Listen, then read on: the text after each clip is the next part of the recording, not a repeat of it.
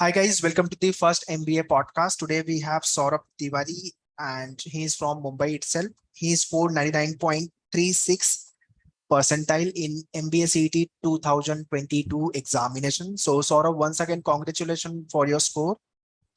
Thank you, sir.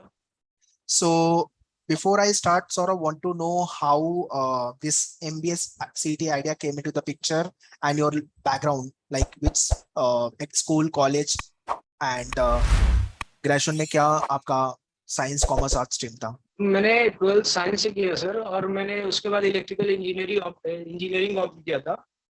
उसके बाद during internship period जो होता है 1 मंथ का, उसके टाइम पे मुझे लगा इंजीनियरिंग तो नहीं करना चाहता। ओके एक्चुअली जो जॉब है इलेक्ट्रिकल इंजीनियर का वो तो नहीं करना चाहता। फिर मैंने ओके 1 साल गेट के लिए प्रिपरेशन किया। उसके बाद वो अच्छा नहीं लगा तो छोड़ दिया। फिर अभी रिसेंटली जैन से या दिसंबर जैन से मैं बैंकिंग का प्रिपरेशन कर रहा था। उसके बाद बीच में मैंने 2-3 एग्जाम दिए थे, उनमें से हुआ नहीं था। तो उसमें फिर मैंने सीईटी का एग्जाम दे दिया, क्योंकि मैंने देखा था, पहले पेपर देखा था, कुछ दोस्तों को हेल्प भी किया था। मैं टीचिंग एक्चुअली इंजीनियरिंग के टाइम से कर रहा था, तो उसमें हेल्प किया था दोस्तों को, तो मुझे पता था कि ये पेपर अच्छा जाएगा। ओके तो उसके बाद मैंने वो किया, फॉर्म भर दिया था। फिर लेट हुआ एग्जाम, तो उसके बाद जाके एग्जाम दिया। मैंने एक मॉक दिया था प्रिपरेशन में, और बाकी मेरी प्रिपरेशन तो बेसिकली बैंकिंग की ही रही थी थ्रू आउट। सीईटी के लिए स्पेशली मैंने कोई प्रिपरेशन नहीं की। ओके। तो सीटी में ओवरऑल मिलाकर के आपका logic, English, maths and abstract 4 section थे, राइट? सो चारों 4 सेक्शन। सेक्शन में से कौन सा सेक्शन आपको बहुत इजी गिरा और क्यों इजी गिरा आपको, एंड जो डिफिकल्ट था उसके आपने क्या किया? एक्चुअली पेपर तो मुझे बहुत सिंपल लगा था। वे मैंने एक्चुअली बैंकिंग के बहुत सारे एग्जाम दिए, पीछे 2-3 साल में मैंने बहुत सारे एग्जाम्स दिए हैं। तो इसमें तो मैंने ऑलरेडी 5 मिनट पहले मेरा पेपर खत्म हो गया था, और मैंने पूरे 200 अटेम्प्ट किए थे। जिसमें से मुझे 5 सवाल ऐसे थे जिसमें लग रहा था कि सोल्यूशन डाइसी है, मतलब कंफर्म आंसर नहीं आया था जिनका। वो 5 क्वेश्चन थे, 5 से 7 क्वेश्चन। तो ओके मुझे लग रहा था कि परसेंटाइल शायद जेबीआईएमएस के लिए कंफर्म शॉर्ट परसेंटाइल आ जाएगा, लेकिन 99.36 ही आया। तो इसका मतलब कुछ ज्यादा गलत हुआ होगा। Okay okay. सो मतलब आपका कौन सा स्लॉट था? Because slot I think second या थर्ड बहुत डिफिकल्ट था। आपका कौन सा स्लॉट था? 5 बजे हम निकल गए थे वहां से, यानी 3 बजे वाला स्लॉट था सर। अच्छा, डे कौन सा था? याद करना मुश्किल होगा, day Saturday one, Sunday day two, अच्छा ठीक है। कंफर्म। अच्छा अभी भूल गए। ट्वेंटी ठीक है ट्वेंटी ठीक है। थ्री को था, 23 अगस्त को था, 23 अगस्त। ओके ओके ठीक है। जो आपका मैथ्स का सेक्शन था, वो आप मतलब इस साल का पेपर थोड़ा सा कुछ स्लॉट्स में इजी था, कुछ स्लॉट में डिफिकल्ट भी था, नो डाउट। बट ऐसा कोई भी सेक्शन लगा था आपको कि यार ये सेक्शन वीक है प्रिपरेशन के टाइम पे, और सीटी के हिसाब से थोड़ा सा टफ लेवल प्रिपेयर करने की जरूरत है? नहीं सर, ऐसा नहीं है, क्योंकि मैंने आईबीपीएस पीओ दिया था लास्ट ईयर। आईबीपीएस पीओ दिया था मैंने, तो मैंने मेंस दिया था मैंने। लेकिन मैं हम्म विदाउट प्रिपरेशन बैठा था मैं। तो उसमें फिर वो पेपर मुझे लगा था डिफिकल्ट था, बहुत काफी हम्म डिफिकल्ट था। फिर मैंने कुछ और एग्जाम्स दिए बीच में।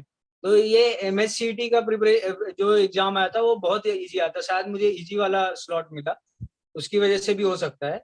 लेकिन हम्म। मुझे उसमें कहीं पे भी डिफिकल्टी ऐसी नहीं लगी कि ये सॉल्व नहीं किया जा सकता, कंसीडरिंग 4-5 क्वेश्चन छोड़ के।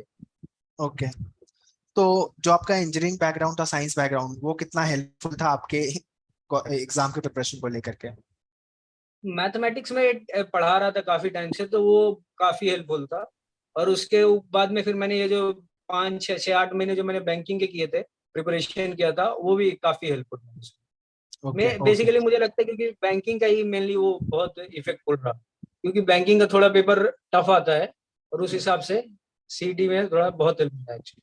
इस साल का पेपर भी थोड़ा उसी तरीके से बना हुआ था, सीडी का। हाँ, हो ओके। सकता इस साल का जो पेपर था वो जम्बल्ड पेपर था, ये आपको पता था? है। हाँ, पेपर पैटर्न जो था, पेपर पैटर्न जो आने वाला था वो सेक्शन वाइज में था, तो जम्बल्ड होने की वजह से कुछ डिफिकल्टी हैव यू फेस, या तो आपने कोई स्ट्रैटेजी डेवलप कर ली थी कि ओके जम्बल को मैं ऐसे अटेंड करूंगा? नहीं सर, एक्चुअली उसके जस्ट पहले मैं वो दे के आया था, इसका आरआरबी क्लर्क, आरआरबी पीओ दे के आया था। ओके उसमें कैसा है कि जो basic लोग है ना, वो सारे करने होते हैं। तो मेरा तो सिंपल माइंडसेट था, सब सॉल्व करते जाएंगे, जो बीच में टफ पड़ा उसको छोड़ के आगे चलेंगे, डॉज ओके करेंगे। Okay. एक ही स्ट्रेटेजी था कि जो सॉल्व उसको सॉल्व करेंगे, जो नहीं होगा उसको छोड़ देंगे, आगे बढ़ जाएंगे। क्योंकि जो मैं पीछे का देख के गया था, मतलब कि कितने क्वेश्चन करने होंगे, तो Okay. 163 किया, 163 पे 99.99 परसेंटाइल आ जाएगा। तो मैं उसके हिसाब से जब मैंने देख रहा था उसको, तो मैंने थोड़ा एब्स्ट्रैक्ट का प्रैक्टिस किया था, क्योंकि एब्स्ट्रैक्ट रीजनिंग बैंकिंग में है नहीं। तो मैंने सोचा कि अगर एब्स्ट्रैक्ट रीजनिंग आएगा तो उसका मुझे पता होना चाहिए लॉजिक, बाकी और सेक्शन का तो मैंने मतलब कंटिन्यूअसली मैं कर रहा था। Correct. एब्स्ट्रैक्ट रीजनिंग का मैंने किया था, 1 वीक प्रैक्टिस किया था, और उसके बाद मैं जब उधर वहां पे करने गया तो सारे क्वेश्चन ऑलमोस्ट हो ही रहे थे, तो फिर वो सिचुएशन ही नहीं आई कि किसको डॉज करना है, किसको क्या करना है। अच्छा, तो आपको अगर काइंड ऑफ सजेशन देना है जो अपकमिंग ईयर एस्पिरेंट है, या तो उनके प्रिपरेशन को लेके या तो फिर उनके मोटिवेशन को लेकर के, तो क्या टिप्स सजेशन आप दोगे उनको? सजेशन सिंपल है, मैथमेटिक्स और रीजनिंग ये सारे एग्जाम, बैंक चाहे एमबीए के हों या बैंकिंग के हों, सारे एग्जाम वही है कि आपको क्वांट अच्छा होना चाहिए, रीजनिंग अच्छा होना चाहिए, इंग्लिश अच्छा होना चाहिए, और प्रैक्टिस, बेसिकली प्रैक्टिस ही हेल्प करते हैं। जितना आप प्रैक्टिस करेंगे उससे बेनिफिट होगा, और जितना ज्यादा आप करेंगे। आपके प्रिपरेशन का मोटिवेशन क्या था? What was your motivation? Jawaharlal Bajaj was your motivation? हाँ, एक वो तो था सर। एक्चुअली वही एक कॉलेज था जिसके लिए मतलब मैंने सोचा था कि सीईटी देते हैं, क्योंकि वो उसमें अगर हो जाएगा तो अच्छा है।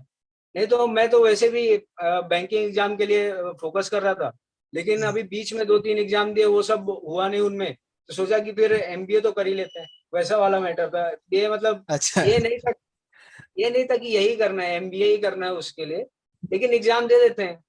तो ओके। और फिर मैंने देखा सीईटी के थ्रू कॉलेजेस कौन कौन से लगते हैं, उसमें क्या होता है, तो मैंने जब वो सब देखा तो मैंने बोला कि अच्छा एग्जाम है, दे देते हैं, तो उसके उसमें से दिया मैं। Okay, fine, fine.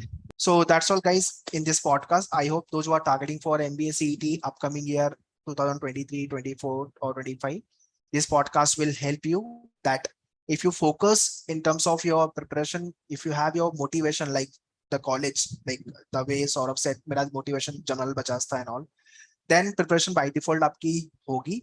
And practice जितना आप क्वेश्चन को करोगे, because CET is all about time management. आपको shortcuts पता होना चाहिए so that you can solve all the question within a given timeline. Saurabh, once again, thank you for coming and sharing your experience with regards to your MBA CET preparation. I hope ये podcast सबको काफी पसंद आएगा.